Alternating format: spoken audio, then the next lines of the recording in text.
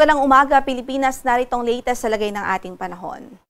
Apektado pa rin ng low pressure area ang malaking bahagi ng Northern at Central Luzon at sa maghapong ito ay halos patuloy pa rin ito magdudulot ng mga pagulan sa halos buong Northern Luzon o Hilagang Luzon at sa silangang bahagi ng Central Luzon.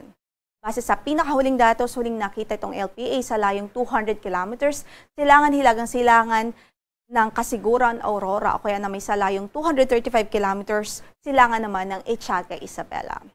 Based din po sa ating pinaka-latest na data at analysis, itong LPA ay nananatiling mataas ang tsansang mabuo bilang isang bagyo within the next 24 hours. Kaya patuloy tayong magantabay sa magiging update ng Pag-asa.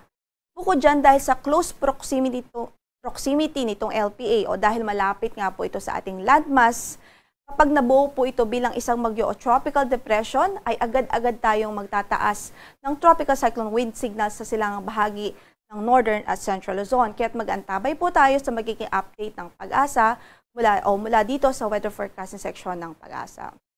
Based din po sa ating pinahuling analysis, within the next 24 hours ay magiging mabagal ang pagkilos nitong LPA at mataas pa rin ang tsansa na lumapit po ito sa ating kalupaan. Bukod po dito sa LPA ay meron din po tayong habagat o southwest monsoon na patuloy na nakakaapekto sa natitirang bahagi pa ng ating bansa. Dito sa natitirang bahagi ng Central Luzon, sa Southern Luzon, maging sa Visayas at Mindanao at patuloy din magdudulot ng mga pagulan sa malaking bahagi ng bansa. Sa labas naman ating area of responsibility, within the Tropical Cyclone Information Domain, meron din tayong na-monitor na bagyo at huling nakita ito sa layong 2,660 kilometers silangan-hilagang-silangan ng extreme northern Luzon. Taglay nito ang lakas ng hangin umabot sa 55 km per hour near the center at gustiness po na 70 km per hour.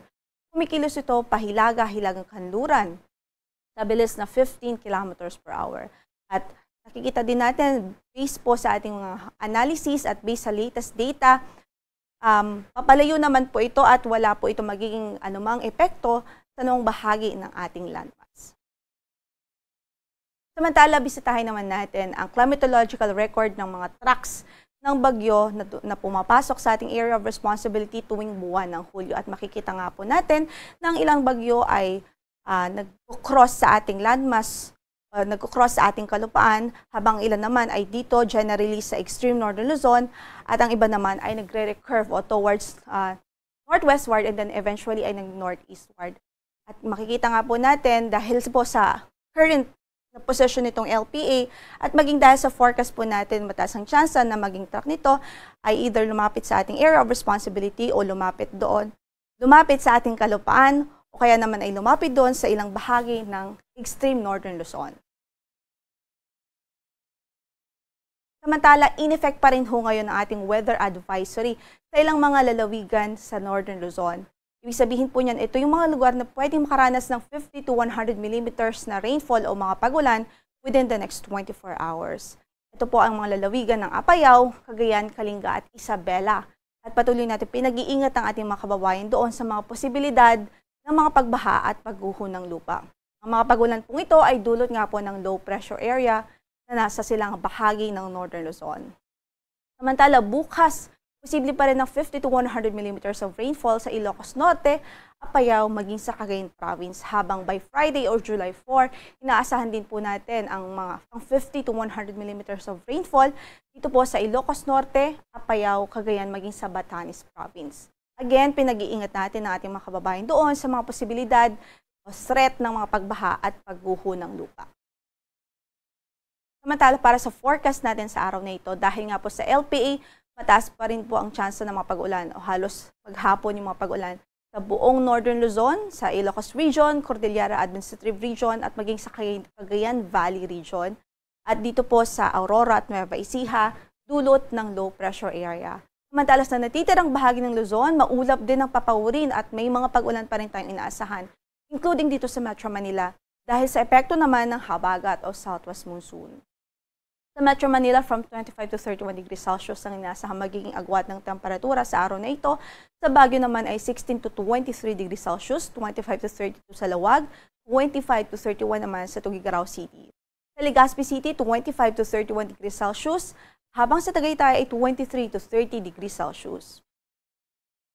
Sa Visayas at Mindanao naman na ating forecast, patuloy pa rin magiging maulap ang papawirin sa araw na ito dito sa Western Visayas, dulot nga po ng southwest monsoon o habagat. Samantala sa natitirang bahagi ng Visayas, improved weather ang mararanasan for today. Sa Mindanao o malaking bahagi ng Mindanao, bahagyang maulap hanggang sa maulap din ang papawirin. May tsansa pa rin ng mga isolated thunderstorms lalong-lalo na sa hapon at gabi. At para sa ating pagtayo ng temperatura doon sa Tacloban, 26 to 31 degrees Celsius, sa Cebu ay 26 to 32, habang sa Iloilo ay 26 to 30 degrees Celsius. Sa Puerto Princesa naman ay 25 to 31, 24 to 31 sa Cagayan de Oro, 24 to 32 sa Davao City at 24 to 34 sa Zamboanga City. Bigyan din ho natin ng pansin na magiging 4-day forecast natin o posibleng maging lagay ng ating panahon in the next 4 days. So by Thursday to Friday, mataas pa rin ang chance na mga pagulan sa malaking bahagi ng Luzon at Western Visayas dahil sa epekto ng low pressure area at ng southwest monsoon o habagat. Samantala, by Saturday to Sunday, mataas din ang tsansa ng mga pag-ulan pa rin sa halos buong Luzon pa rin at Western Visayas dahil naman sa patuloy na epekto ng habagat o southwest monsoon. Sa kasalukuyan, wala rin po tayong gale warning na nakataas na namang bahagi ng ating mga baybaying dagat. Ingat lamang po sa ating mga mandargat, lalong-lalo na dito sa northern and eastern section ng Luzon. Dahil nga sa presence ng low pressure area o weather disturbance dyan, asahan pa rin naman ang masamang lagay ng panahon. Samantala, para sa sunrise natin for today, 5:31 in the morning at lulubog ang araw mamaya sa ganap na 6:29 ng gabi.